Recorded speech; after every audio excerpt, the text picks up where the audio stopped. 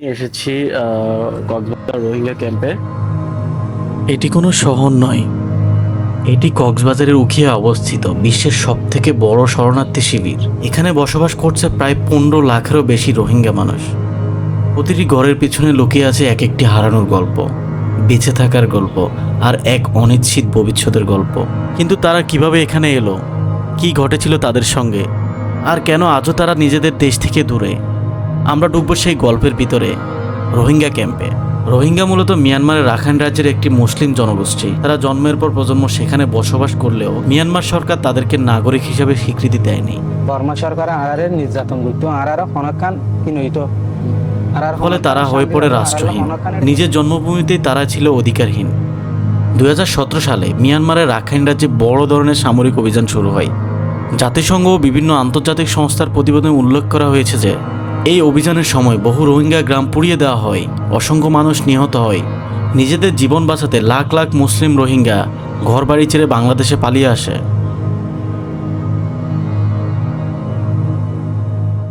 রোহিঙ্গা ক্যাম্পে আসতে হলে সরাসরি আসতে হবে উখিয়াতে।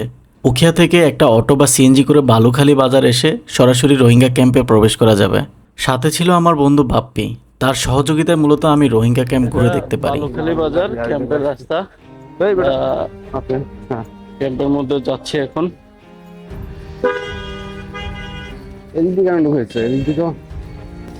আজকে আমি এসেছি কক্সবাজার রোহিঙ্গা ক্যাম্পে। সো এখানে হচ্ছে এখানকার বাজার এবং হচ্ছে এখানকার রোহিঙ্গারা কিভাবে আছে এই সম্পর্কে আরো ডিটেলস জানার চেষ্টা করব। সো আপনারা সবাই সাথে থাকবেন। তো এখানে মূলত দুইটা কমিউনিটি, একটা হচ্ছে লোকাল এবং হচ্ছে আরেকটা হচ্ছে রোহিঙ্গা কমিউনিটি। সো লোকালদেরকে আইডেন্টিফাই করতে হলে লোকালদের হচ্ছে আপনার ওদেরকে হচ্ছে কি হোস্ট হিসেবে বলা হয় না? ইয়াস, হোস্ট হিসেবে লোকালদের আইডেন্টিফাই করা হয়। অ্যান্ড হচ্ছে যারা হচ্ছে রোহিঙ্গা শরণার্থী তাদেরকে রোহিঙ্গাই বলা হয়। আমরা অলমোস্ট ক্যাম্পের ভিতরে চলে আসছি। এটা হলো কি বাজার দিয়ে আসছি? পান বাজার দিয়ে ঢুকছি, এখন আমরা বলি বাজারে আছি। কি পান বাজার দিয়ে ঢুকছি তো, হ্যাঁ। এখন হচ্ছে আমরা বলি বাজারে আছি। আচ্ছা, বলি বাজার। আচ্ছা আচ্ছা, ওকে।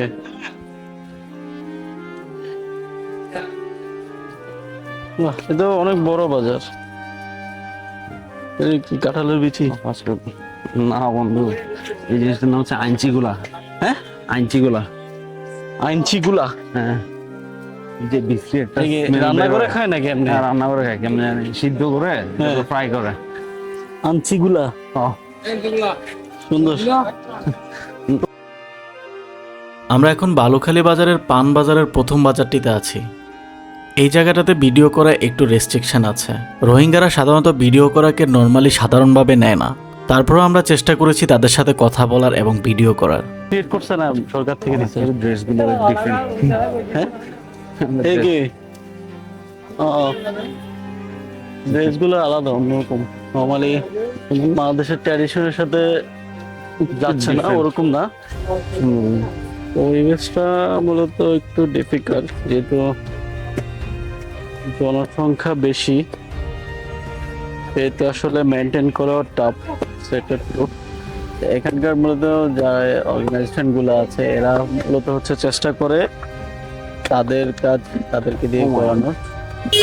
তোমার নাম কি? নাম কি তোমার বাবু? ছোট একটা বাচ্চা, কিউট কিউট বেবি। কেমন বর্মা সরকারে আরা ইসলাম ধর্ম কি করি সাবরে, আরা ইসলাম ধর্ম সাবরে। বার্মা সরকারের পক্ষ থেকে আমাদের ওপর দীর্ঘদিন ধরে অনেক অত্যাচার করা হয়েছে। আমাদের নারীদের ধর্ষণ ও নির্যাতন করা হয়েছে। আমাদের ঘরবাড়ি ও সম্পদ ধ্বংস করে দেওয়া হয়েছে। এমনকি আমাদের জীবিকার ফসল ও সম্পদও জোর করে নিয়ে নেওয়া হতো। 2017 সালে পরিস্থিতি যখন আরও ভয়াবহ হয়ে ওঠে, তখন জীবন বাঁচানোর জন্য আমরা বাংলাদেশে পালিয়ে আসি। পথে আমাদের অনেক মানুষকে গলা কেটে হত্যা করা হয়েছে। অনেককে জীবন অবস্থায় আগুনে পুড়িয়ে মারা হয়েছে।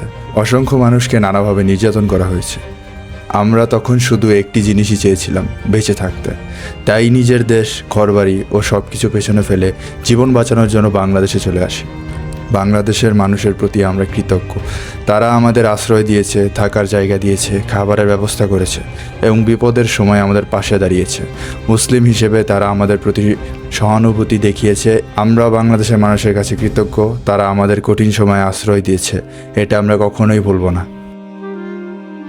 ওকে, সো আমি হচ্ছে মোহাম্মদ শফিক ভাই থেকে শুনতেছিলাম অ্যাকচুয়ালি তাদের আসার সময় চিত্রটা কি হয়েছিল, কিভাবে আসছে। তো মূলত উনি হচ্ছে 2017 সালে হচ্ছে বাংলাদেশে আসছে, অলমোস্ট 9-10 বছর। এবং বলবো আর কি ডিটেলসে ওনাদের তখনকার কি হয়েছিল। সো যাই হোক, পরে আমরা দেখি আশেপাশে একটু লোকাল পরিবারগুলো কিভাবে থাকে, আর হচ্ছে এখানকার কিছু বড় বড় বাজার আছে, দেখি আমরা। মুসলমান ভাই ভাই, সে অত্যাচারের কথা মনে পড়লে আজও আমরা মানসিকভাবে স্বাভাবিক থাকতে পারি না। আমাদের সঙ্গে এমন নির্মম আচরণ করা হয়েছে যা ভাষায় প্রকাশ করা খুব কঠিন। আমাদের একজন আলেমকে 2 পা 2 দিকে বেঁধে টেনে ছিঁড়ে ফেলা হয়েছিল। একবার একটি গ্রামের অনেক মানুষকে মিটিং হবে বলে ডেকে নিয়ে যাওয়া হয়, কিন্তু সেখানে যাওয়ার পর মিয়ানমারের সেনাবাহিনী চারদিক থেকে গুলি চালিয়ে তাদের হত্যা করে। আমাদের ছোট ছোট শিশুদেরও রেহাই দেওয়া হয়নি। অনেক শিশুকে হত্যা করে তাদের মরদেহ নদীতে ফেলে দেওয়া হয়েছে।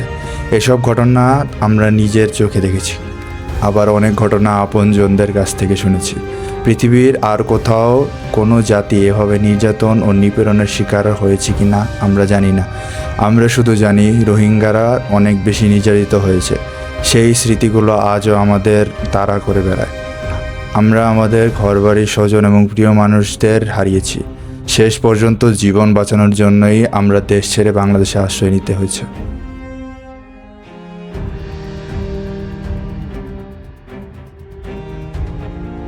আমার কথাটা কি অত্যাচারটা করছে, মানে উপরে বাচ্চাদেরকে ছুঁড়ে মারছে, মারার পরে নিচে ছুরি ধরে রাখছে, তারপরে গর্ত করে গুলি, তারপরে একটা আলেমকে হচ্ছে 2 পাশে রশি দিয়ে ছিঁড়ে ফেলছে। মানে ওনাদের ভাষা বুঝতেছেন কিনা যায় না, বাট আমি মোটামুটি বুঝি। তো মানে এটা কতটা জঘন্য ধরনের অত্যাচার হইতে পারে, এটা আসলে যারা স্বচক্ষে তখন ছিল তারা বুঝতে পারছে। আমরা হয়তো এখন শুনতেছি, কতটা ফিল হচ্ছে না। সবারই তো এই যে আমাদের গ্রামের বাড়িগুলোর মধ্যে বাড়ি ছিল, নিজস্ব একটা পরিবার, একটা সুন্দর জায়গা, সব কিছু ছেড়ে এখানে ছোট্ট একটা 10 ফিট জায়গার মধ্যে এক একটা পরিবার থাকতেছে। তাও এক একটা পরিবারে মানে 10-15 জনের উপরে সদস্য, খুবই কষ্ট। খাওয়া দাওয়া, থাকা। এই ভয়াবহ পরিস্থিতিতে বাংলাদেশ সীমানা খুলে দেওয়া হয়। কক্সবাজারের উখিয়া ও টেকনাফ এলাকায় দ্রুত গড়ে ওঠে বিশাল এক শরণার্থী শিবির। বিশ্বের বিভিন্ন মানবিক সংস্থা খাদ্য, চিকিৎসা এবং বিশুদ্ধ পানি এবং আশ্রয়ের ব্যবস্থা করতে এগিয়ে আসে। আজ এই ক্যাম্পগুলো একটি বিশাল জনপদে পরিণত হয়েছে। এখানে রয়েছে হাজার হাজার ছোট ছোট ঘর, সংকীর্ণ রাস্তা, স্কুল, স্বাস্থ্যকেন্দ্র এবং ত্রাণ বিতরণ কেন্দ্র। কিন্তু এখানকার মানুষের জীবন এখনো সহজ নয়। বর্ষাকালে ভূমিধসের ঝুঁকি থাকে, আগুন লাগার ঘটনা ঘটে, ঘূর্ণিঝড়ের সময় আতঙ্ক আরো বেশি বেড়ে যায়। আমার ফ্রেন্ড আর হচ্ছে এখানকার একটা ছেলে সহ আরেকটা সাইডে যাচ্ছে, কিন্তু ওদের সাথে আমি হেঁটে পারতেছি না। আমার পায়ের স্পিড এটার পরও ওরা আমার থেকে 7-8 মিটার, 8-10 মিটার সামনে। অনেক বড় বাজার, মানে যতটুকু রাস্তা আছে ততটুকুই বাজার পুরো এরিয়াতে। এটা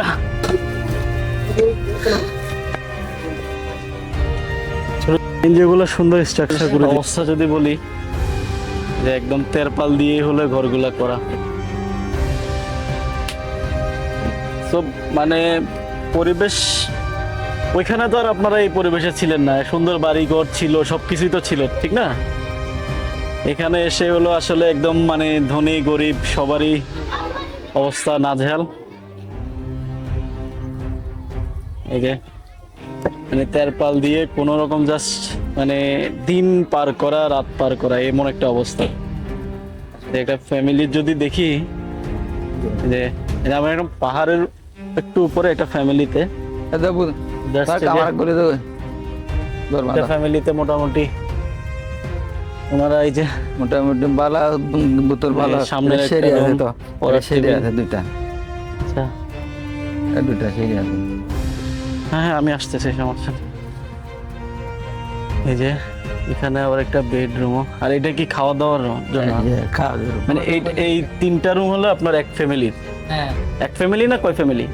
দুই ফ্যামিলি 2 ফ্যামিলি এই রুমে, 3টা রুমে কয়জন 2 ফ্যামিলির? 7 জন 7 জন, তো কষ্ট হয়ে যায় না? অনেক কষ্ট হয়ে যায়। কষ্ট খাওয়া দাওয়া দিল আসলে, অ্যাকচুয়ালি এনজিও সব কিছু দিল, এই যে রান্না করা আবার হলো, এগুলো অনেক কষ্ট। আপনার তো মানে খাওয়ার দাওয়ার থেকেও থাকার কষ্টটা হলো মেন নাকি? থাকার কষ্ট হয়েছে অনেক কষ্ট নেই থাকার কষ্ট হয়েছে তো শৈলদের বিগিন ফাইল আচ্ছা আচ্ছা। থাকার অনেক কষ্ট এই যে এই ঘরে মোটামুটি দেখ একটা জিনিস ভালো, মানে ওই যে ফ্লোর পাকা করে দেওয়াতে মানে পোকামাকড়ের ইয়াটা তাও কম কিছুটা। টাইমের পানি পানি পানি পান সব সময়? না ওই টাইম টু টাইম থাকে? একদিন দুদিন বাদে এটা না, এটা হওয়ারই কথা, কারণ অনেক কষ্ট। এতগুলা ফ্যামিলি, মানে মানুষ তো কম না, 10 লাখের উপরে হবে না টোটাল? তো 10 লাখ মানুষ যদি বলেন, 10 লাখ মানুষের পানি সাপ্লাই দেওয়া খুব ডিফিকাল্ট। এটা অল্প সময়ে যতটুকু করছে তাও অনেক, বাট কষ্ট তো আসলে দিন শেষে আপনাদেরই কষ্ট। ওইখানে আপনারা মানে যেদিন আসছেন ওই দিন আপনারা কিভাবে, মানে আক্রমণ কি আপনাদের উপর, ওই যেদিন আক্রমণ হয়েছে ওই দিনই চলে আসছিলেন? ফ্যামিলির কেউ মারা গেছে বা আত্মীয় স্বজন কেউ মারা গেছে আপনাদের? মানে বা আক্রমণ করছে দেখছিলেন কিছু আপনারা? আমরা তো মনে করেন ভিডিও দেখছিলাম। মানে কিরকম আক্রমণ, কিভাবে করছে, কি কি? হুম, একদম সামনের থেকে গুলি মারছে। আরে তো আপনারা পার হয়েছেন কেমনে? টেকনাফ দিয়ে, নদী দিয়ে? ও আচ্ছা আচ্ছা। যাক, ওই সময়টা তো আসলে জীবন বাঁচানোর জন্য মানে এটা কি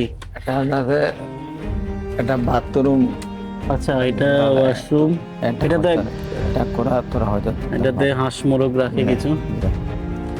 অনেক কষ্ট ওয়াশরুম কি ওই পাশে হলো? ওয়াশরুম এই পাশে গোসলখানা না? এই পাশে তো পাহাড়ের ঢাল আবার। তুমি কোন ক্লাসে পড়ো? পড়াশোনা করো? কোন ক্লাসে আপনার ছেলে? হ্যাঁ লেখাপড়া করে কোন ক্লাসে?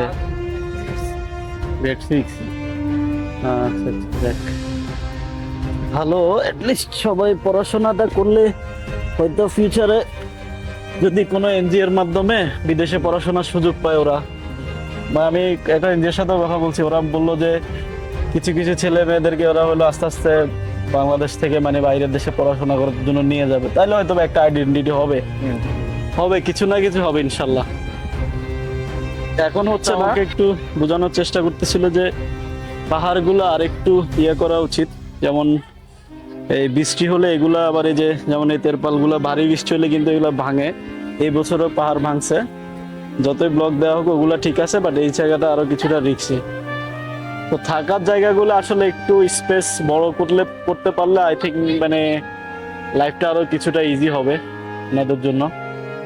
তো যেহেতু জায়গা আছে, আসলে উচিত সরকারের উচিত আরেকটু ল্যান্ডটা আরেকটু বড় করা, এই গণবসতিগুলো অ্যাটলিস্ট ইয়ে করা, রিলিজ করা। ফিউচারে কি হয় না হয় সেটা হলো পরের ব্যাপার, আগে ইনস্ট্যান্ট থাকা, পড়াশোনা এগুলো আসলে ইনশিওর করা উচিত। এই ক্যাম্পের এবং হচ্ছে এই জায়গার মানুষ প্রচুর পান খায়, মানে জায়গায় জায়গায় পানের দোকান। মোটামুটি আসার সময় পানের ব্যাপারে একটা ইনফরমেশন পেলাম, এই বাজারে মানে রোহিঙ্গা ক্যাম্পে নাকি মানে ডেইলি 10 লাখ টাকার উপরে পান বিক্রি হয়। এটা এই ক্যাম্পে জন্ম নেওয়া অনেক শিশু কখনো নিজেদের মাতৃভূমি দেখেনি। তাদের বেড়ে ওঠা সীমাবদ্ধ একটি শরণার্থী শিবিরের ভিতরেই। তাদের স্বপ্ন আটকে যায় এই বাঁশ আর তিরপলের দেওয়ালের মাঝে। চলে যাও, লাইন ধরো, লাইন না ধরলে হবে না। লাইন অফ দিবে। যাও সিরিয়ালে না ধরলে কেমনে দিব বলো? একটা স্কুলের ভিতরে প্রবেশ করতেছি, ভিতরে প্রবেশ একদম সরু চিকন জায়গা। স্কুলের নামটা কি আপনাদের? Sangam of knowledge. Sangam of knowledge. আচ্ছা আচ্ছা, Sangam of knowledge. এইটা কি এটা এই আপনাদের Kita Myanmar? tiga punya attendance yang high school, basic education high school. ওয়ালাইকুম সালাম, কেমন আছো তোমরা? আলহামদুলিল্লাহ। ওয়ালাইকুম সালাম। যে কিউট কিউট বাচ্চারা পড়াশোনা করতেছে। হাই। ওয়ালাইকুম সালাম, ভালো আছো তোমরা? এটা মানে এটা হচ্ছে আপনারা মানে যে Community. আপনার রোহিঙ্গা কমিউনিটি থেকে নিজেরা হচ্ছে নিজেদের অর্থায়নে, আচ্ছা, মানে কিছু স্টুডেন্টরা যারা এরা ধরেন Student masih 200-300. মানে খুব সীমিত একদম। Kelas wise kuliah tekadku. আচ্ছা আচ্ছা Saya kecil kalau tekad di pare, kecil jatara no pare tara di. আচ্ছা আচ্ছা, যাক, না খুব ভালো উদ্যোগ। তো এটা আপনারা করছেন আসলে, Ayo sok diskusi lagi. হ্যাঁ, নিজেরাও ডিপেন্ডেন্ট, অন্যের উপর ডিপেন্ডেন্ট না হয়ে নিজেদের মধ্যেও জাস্ট চেষ্টা করলে হয়ে যায়। একটু জায়গাটা শুরু, এটা আসলে এনজিও বা এখানকার Alhamdulillah. Durho. যাক, ধন্যবাদ। Secondary school jago. ঠিক আছে, ধন্যবাদ। ওকে। রোহিঙ্গা সংকট আজও পুরোপুরি সমাধান হয়নি, যার ফলে লাখো মানুষ অনিশ্চয়তার মধ্যে জীবন কাটাচ্ছে। এই ক্যাম্প শুধু বাস আর তিরপলের সমষ্টি নয়, এটি লাখো মানুষের হারিয়ে যাওয়ার বাড়ির স্মৃতি, অপূর্ণ স্বপ্নের প্রতিচ্ছবি এবং মানবিক সংকটের এক নীরব সাক্ষী। আমরা আশা করি একদিন তারা নিরাপদে সম্মানের সঙ্গে নিজেদের জন্মভূমিতে ফিরে যেতে পারবে।